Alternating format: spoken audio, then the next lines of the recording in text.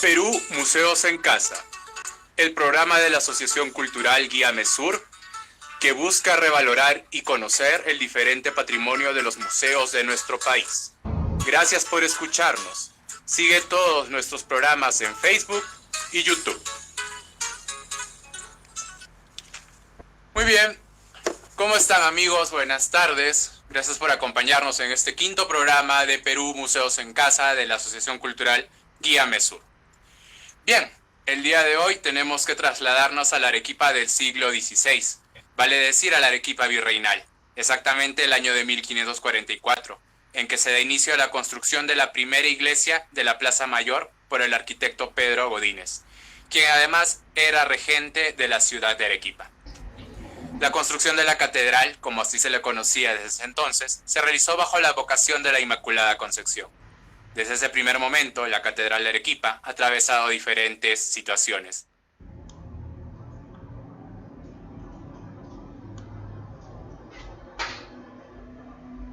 Consigo varias pinturas y esculturas, dejando mermado su patrimonio virreinal. Sin embargo, las obras de reconstrucción nos hicieron esperar, y el 15 de diciembre de 1844 se procedió de las mismas bajo la dirección técnica del arquitecto Lucas Poblete, por encargo del entonces obispo José Sebastián de Goyeneche y Barreda, quienes tuvieron que volver a intervenir dado el terremoto de 1868. El último terremoto que soportó la Catedral de Arequipa tuvo lugar el 23 de junio del 2001, donde se vieron afectadas sus dos torres. A pesar de todo, el año 2011 se inauguró el Museo de la Catedral, que permite apreciar y valorar sus diferentes tesoros artísticos. Por eso, el día de hoy, contamos con la presencia de la señora Lucía Pastor de Chirinos, quien actualmente se desempeña como administradora adjunta del Cabildo Eclesiástico de la Catedral de Arequipa. Buenas tardes, señora Lucía, ¿cómo se encuentra? Gracias por permitirnos la entrevista. Buenas tardes, Rey, y gracias a ti, gracias a todos ustedes por invitarme a participar el día de hoy. Yo encantada y soy dispuesta a contarles lo que sé de la catedral o lo que ustedes quisieran saber. Vale, muchas gracias. Entonces, amigos del ciberespacio, tenemos ya con nosotros a la señora Lucía. Va a responder a nuestras preguntas, a nuestras inquietudes.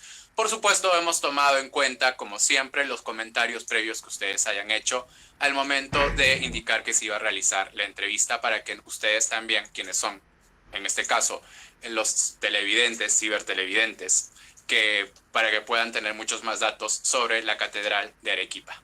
Que además, que quien no quiere saber muchos más datos de la catedral, donde muchas veces hemos pasado día y noche, pero no nos hemos percatado de muchas cosas. Así que ahora vamos a hacerle un pequeño repasito, así que cuando puedas volver a salir, a ver si es que te das cuenta de los detalles que tiene la catedral. Bien, vamos a empezar entonces. La primera pregunta, señora Lucía, sería dirigida a usted. Específicamente, ¿cómo así nace su aspiración, su encanto por el arte, por la cultura? ¿Qué motivos la llevan a usted a interesarse por estos temas? Bueno, le explico un poco cómo entra en mi vida lo que es la cultura y la historia, y sobre todo la historia de la ciudad de Arequipa. No sé si tú leíste mi CV, no sé si te lo enviaron. Sí, Yo soy claro. limeña, vivo en la ciudad de Arequipa voy a cumplir 31 años. Vine a vivir a Arequipa porque me casé con un arequipeño.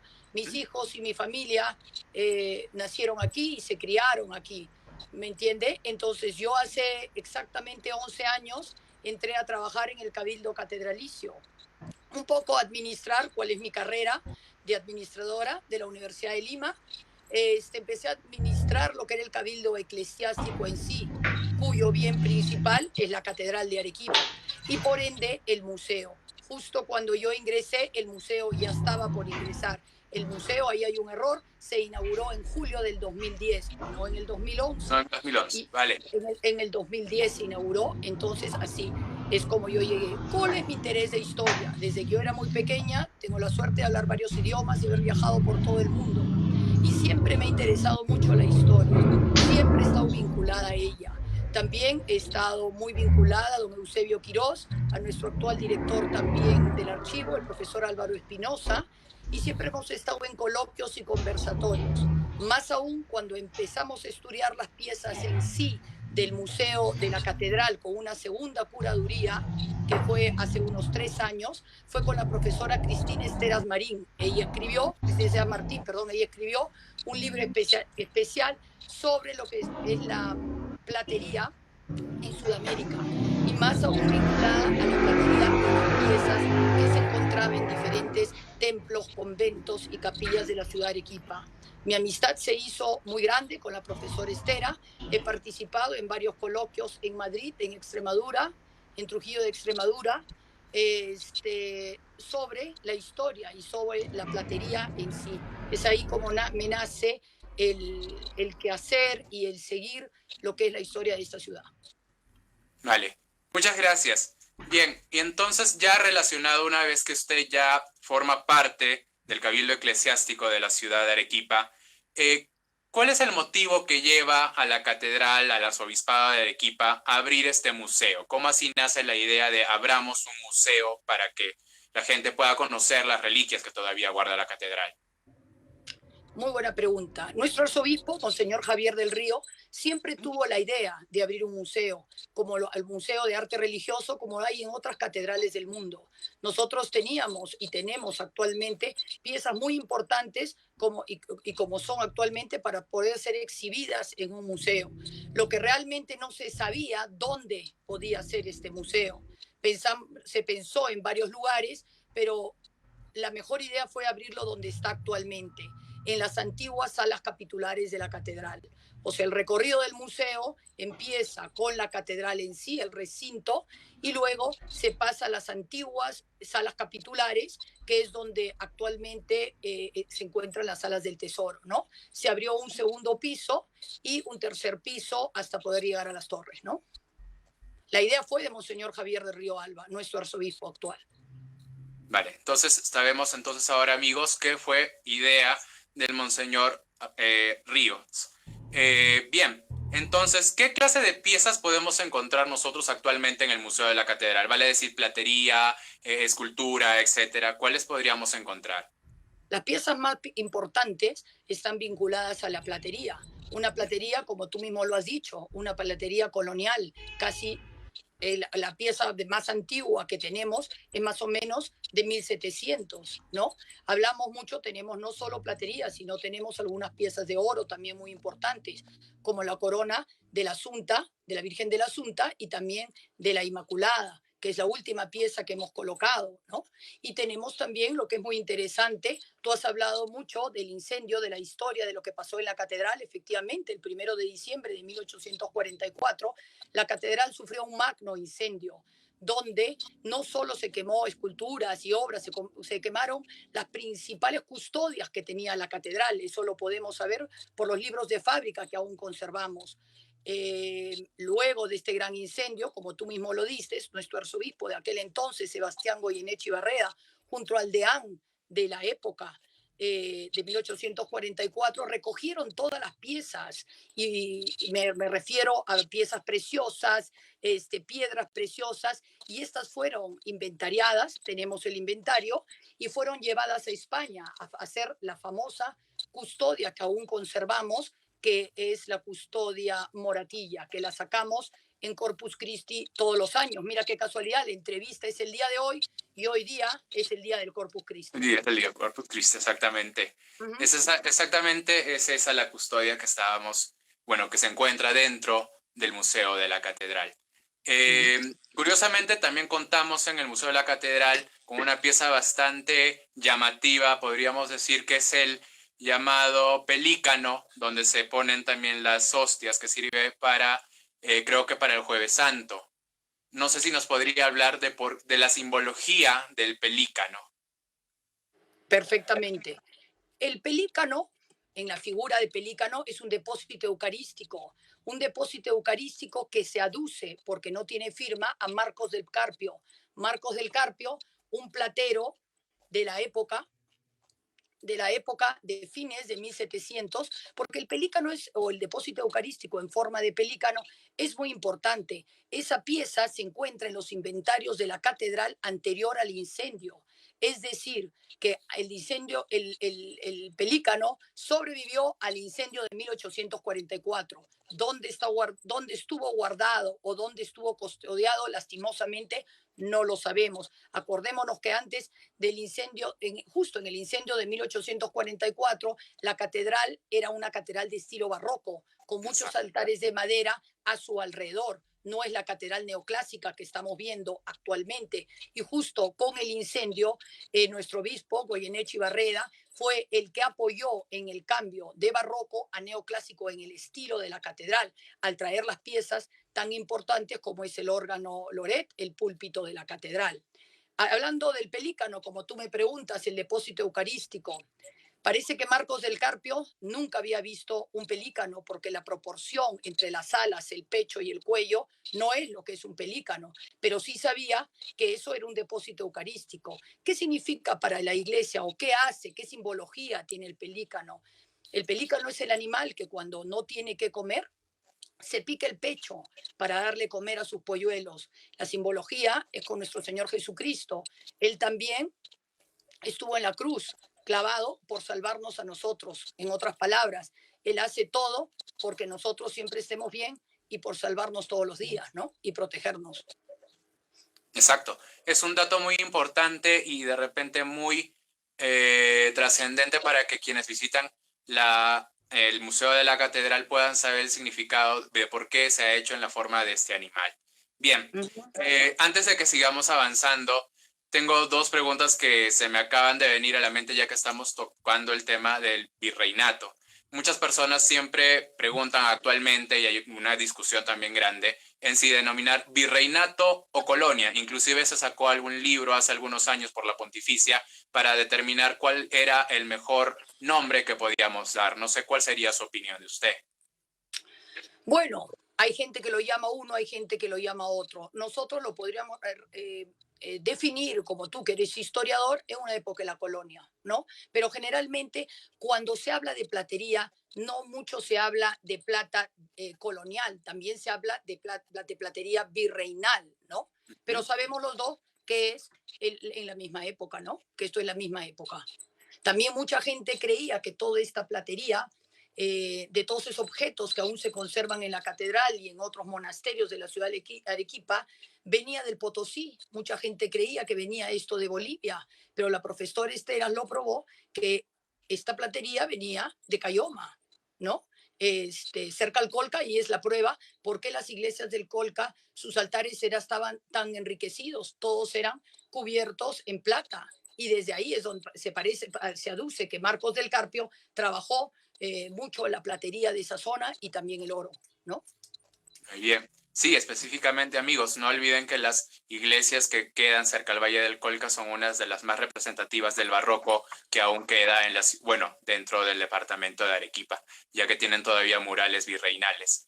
Bien, también tocamos el tema de que antes del incendio, por supuesto, la Catedral de Arequipa era de estilo barroco y tenía altares, supongo yo que eran muy preciosos, no hay fotos, no tenemos, bueno, no sé si usted conoce de repente en el archivo si es que existe algún mapa todavía de la ubicación de los altares. Por ejemplo, la Catedral de Trujillo todavía conserva el mapa de donde se ubicaba, por ejemplo, los altares como la Catedral del Cusco, ¿no?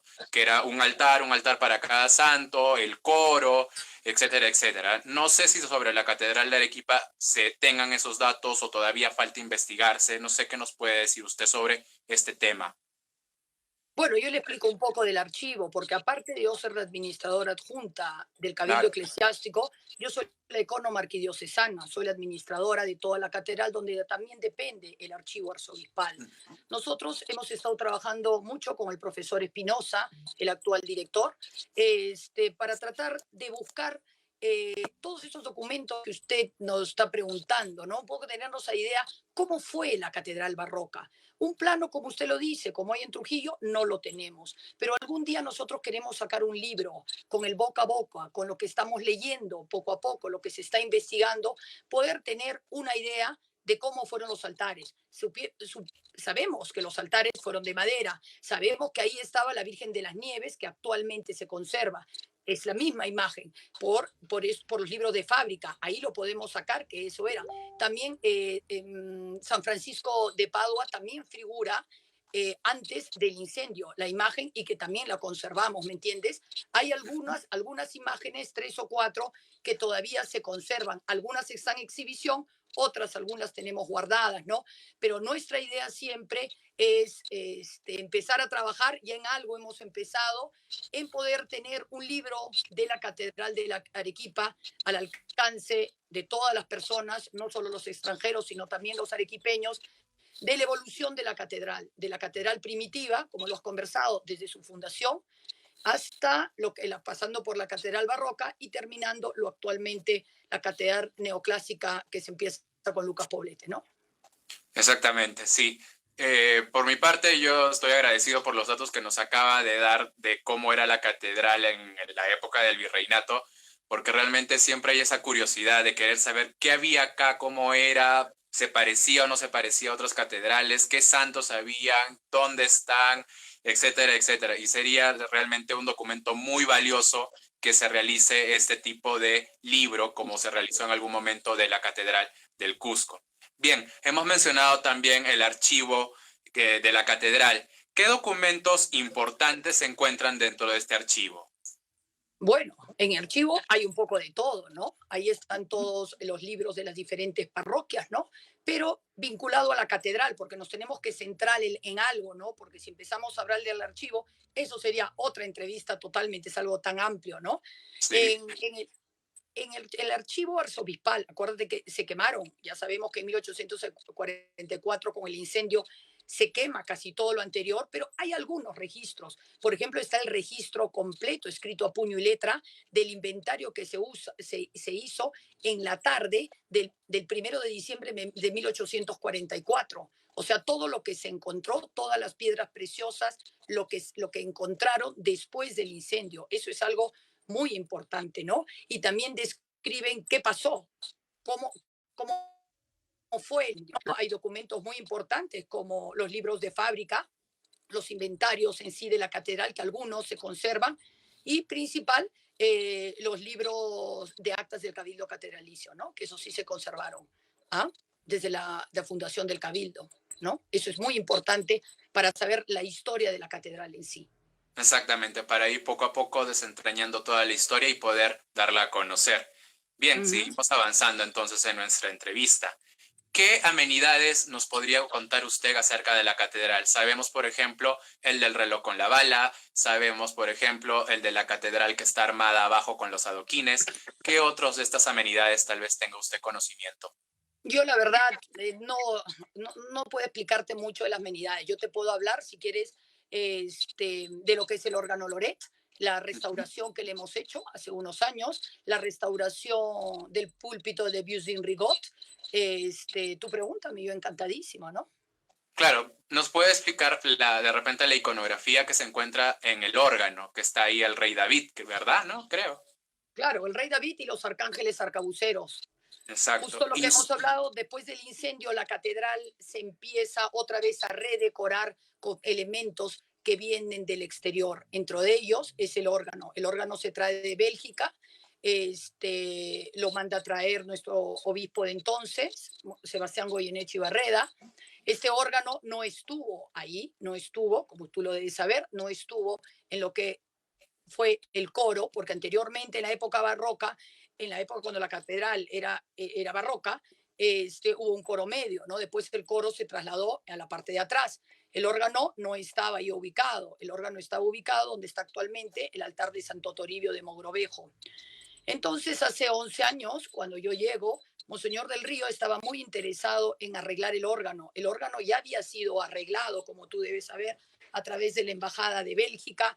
Habían venido, los tubas se fue arreglado por un maestro belga que se llamó Luc Lanoux, pero un órgano tiene que mantenerse. Si ustedes no mantienen el órgano queda en desuso y simplemente se va llenando de polvo y ya no sirve.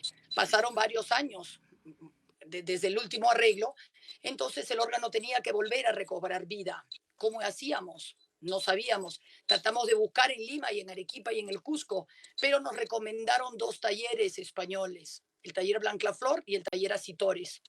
Vinieron a evaluar el órgano, vinieron desde España y nos mandaron sus presupuestos y la manera cómo restaurarlo y que nos dé el diagnóstico del órgano. Entonces, simplemente el taller Blancaflor Torgués de Barcelona fue el taller que fue elegido por los canónigos de la catedral para arreglar el órgano. Y es así, a cargo del señor Albert Blancaflor, se empezó a arreglar el órgano. Eso lo hemos hecho hace 5 años, creo, prácticamente 4 años. Todo su taller vino aquí a Arequipa y hemos estado 4 meses arreglando el órgano, ¿no? Porque nosotros no podíamos sacar el teclado fuera, porque es un patrimonio histórico. Y no solo, él arregló la parte de las tubas, se trajo un nuevo subbajo con el terremoto del 2001, también dijeron que no se había dañado, pero sí, o sea, efectivamente el órgano como estructura no se había dañado, pero el positivo cadereta, que es el órgano menor, que lo ven en la parte delantera del órgano mayor y que forma todo un conjunto, tenía ciertas perforaciones, entonces el sonido no era igual.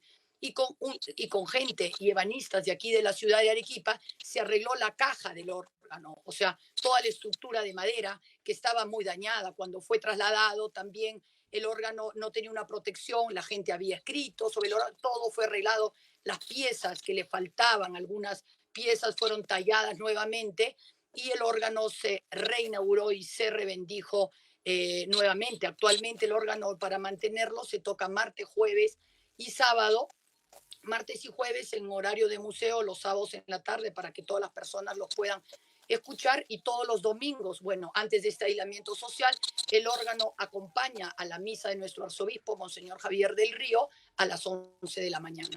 Asimismo, acompaña al lindo coro que tenemos, el coro de niños, conformado por 62 niños. El órgano los acompaña en sus principales presentaciones. Vale, entonces ahí ya tenemos muchísimos más datos acerca del órgano de la catedral, para que no simplemente cuando lo vuelvan a ver lo vean y punto, sino también para que sepan cuándo pueden escucharlo y también para escuchar el coro que lo acompaña. Bien, vamos a seguir con nuestra entrevista. ¿El Museo de la Catedral actualmente está desarrollando o va a desarrollar en algún futuro alguna estrategia de visita en estos tiempos de aislamiento social? Sí, claro. Nosotros, por ejemplo, en el mes de mayo, mes de museos, hemos Ujú. estado presentando una guía al museo, una guía virtual del museo los sábados por la tarde, ¿no? Nosotros, Promperú, ya nos ha enviado una carta hace unos días para tratar en conjunto, ver la manera, cuando nos permitan levantar el aislamiento social, cómo van a ser las visitas al museo. Por supuesto, como estamos seguros que el turismo ha disminuido bastante y esto no se recuperará hasta fin de año o comienzo, nosotros sí estamos pensando en reducir las tarifas del museo, porque nosotros ya tenemos un programa que no sé si todavía vamos a poder seguirlo teniendo, por lo menos en este año, que el último sábado al mes todos los arequipeños presentando su DNI entran gratuitamente al museo.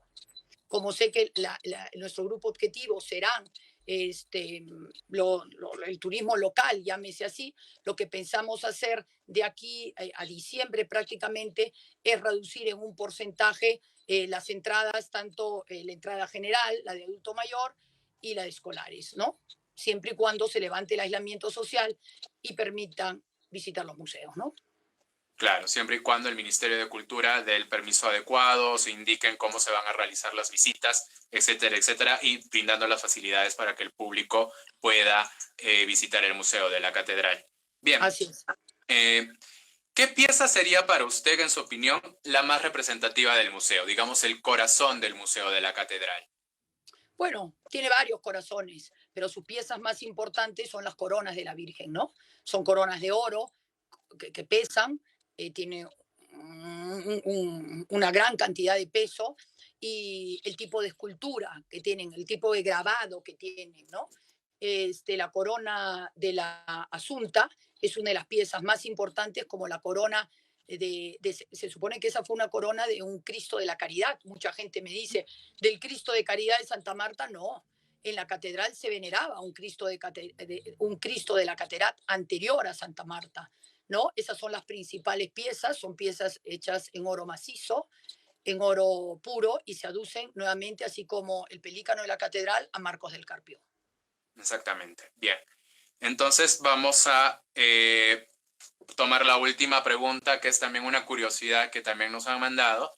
Queríamos saber si es que se tiene alguna información o se ha realizado alguna investigación acerca de las catacumbas de la catedral, en referencia a que otras catedrales pues las tienen, ¿no? Entonces no sé si nos puede hablar un poco de esto o de repente no se ha realizado todavía algún trabajo. No, yo le puedo hablar sobre las catacumbas.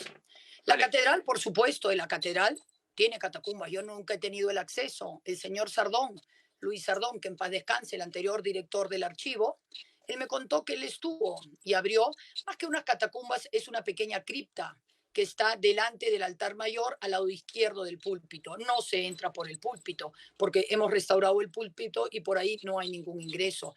Ahí estuvieron enterrados algunos obispos que luego fueron trasladados a un pequeño cementerio que tenemos al lado derecho dentro de la capilla del Gran Poder.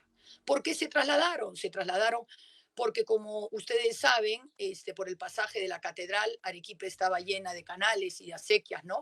Y la acequia principal o el canal principal, el canal del Coa, que venía por Santa Catalina, se derivaba por el pasaje de la catedral, seguía por San Francisco, iba por el portal y habían mucha humedad ahorita en la sacristía principal de la catedral. Ustedes también pueden apreciar, aunque no está abierta al público porque es un lugar sacro, ¿no? Esa parte, hay mucha humedad y cuando llueve, en el verano, en enero, febrero y marzo, se nota, ¿no? Entonces se dice que los cuerpos se trasladaron a la cripta que actualmente tenemos o al pequeño cementerio debido a la cantidad de agua que se encontraba ahí abajo. Hay un libro del profesor Espinosa, del obispo Leonardo Rodríguez Bayón.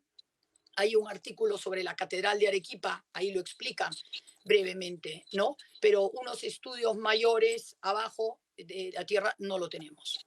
No Vale, tenemos. vale. Es bastante información a pesar de no tener otras cosas que nos han hecho llegar. Bien, entonces amigos, este ha sido nuestro quinto programa dirigido al Museo de la Catedral del Arzobispado de Arequipa. Ha estado con nosotros la señora Lucía, pastor de Chirinos, a quien agradecemos mucho y grandemente por permitirnos esta entrevista para que ustedes también puedan conocer muchos más datos sobre la Catedral de Arequipa. ¿Alguna despedida, unas últimas palabras, señora Lucía? Bueno, agradecerlos a ustedes y qué buena iniciativa que lo tienen, así podemos llegar a muchas personas. Yo estoy abierta a que me pregunten lo que necesiten saber de la catedral y de la historia de la iglesia. Acuérdense que este museo de la catedral, lo primero hay que decirlo, que es un museo de arte religiosa, pero es un museo vivo. ¿Vivo por qué? Porque muchas piezas entran y salen. Por ejemplo, hemos hablado de la moratilla, sale para el Corpus Christi, vuelve a guardársela. El depósito eucarístico, que es el pelícano, sale en el Jueves Santo, el día de la institución de la Eucaristía, ¿no? Y así otras piezas entran y salen del museo, ¿no? Nosotros siempre hemos pensado, y ojalá que pase esta pandemia pronto y este aislamiento social, de hacer un circuito de arte religioso y terminarlo en el santuario de Chapi. Vale. Entonces todavía se vienen muchos más proyectos acerca del Arzobispado de Arequipa, asimismo de la catedral. Anímense a visitarlo cuando sea posible, anímense a visitar la página web del Museo de la Catedral de Arequipa para que puedan conocer realmente a detalle cada uno de los artefactos y demás que se encuentran en el museo. Ha sido un gran placer entrevistarla. Le agradecemos al Arzobispado de Arequipa y esperamos muy pronto poder hacer de repente alguna entrevista en vivo y en directo. Gracias y buenas noches. Hasta luego, señora Lucía. Ok, muchas gracias, Rey. Hasta la próxima. Hasta Hasta luego. luego. Gracias.